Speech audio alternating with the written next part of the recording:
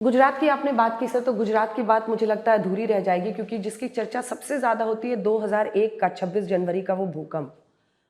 वो शायद सबसे बड़ा इम्तिहान था, और वहाँ से क्योंकि उसके बाद फिर वो सीएम भी बने नरेंद्र मोदी जी। लेकिन भूकंप के दौरान का अनुभव क्या था? देखिए, मोदी जी देश में ऐसे पहले मुख्यमंत्री है और अब प्रधानमंत्री है जो पहली बार सीएम का शपथ हुआ तब पंच सरपंच का भी चुनाव नहीं लड़े थे। मोदी जी अपने जीवन में एक भी चुनाव नहीं लड़े, एमएलए भी नहीं थे और सीधा मुख्यमंत्री बने।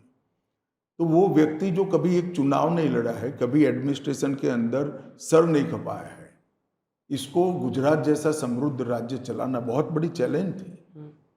और मुझे बरोबर याद है, मोदी जी नवरात्रि के आसपास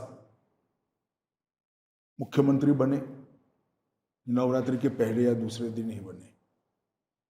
और दीपावली के पहले उन्होंने पूरी योजना बना दी।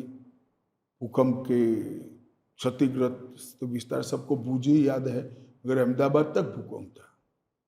लगभग 18 जिले भूकंप से क्षतिग्रस्त जिले थे गुजरात के। मोदी जी जब संगठन का काम दिल्ली से करते थे तब भी बूझ जाते थे। उन्होंने वहाँ सारे मंत्री, सारे एमएलए, सारे एमपी, सारे सचिव और मुख्यमंत्री स्वयं दीपावली भूकंपग्रस्त एक एक तहसील में बिताने का तय किया। फिर एक मंत्री और एक सचिव को, एक विधायक और एक सचिव को एक तहसील की जिम्मेदारी दी कि भाई इसको आप 26 जनवरी के पहले क्लियर करें। अब सितंबर में तय किया और 26 जनवरी के पहले इतनी बड़ी समस्या का समाधान करना। क्योंकि सारे सचिव गए तब उनको मालूम पड़ा, फिर उन्होंने रिव्यू किया तो सचिवों ने ही बताया कि हमारा ये सर्कुलर गलत है, ये सर्कुलर में इसके कारण नीचे तक पहुंचता नहीं है। तो मोदी जी ने कहा भाई आपने ही बनाया है, सुधार लो इसको।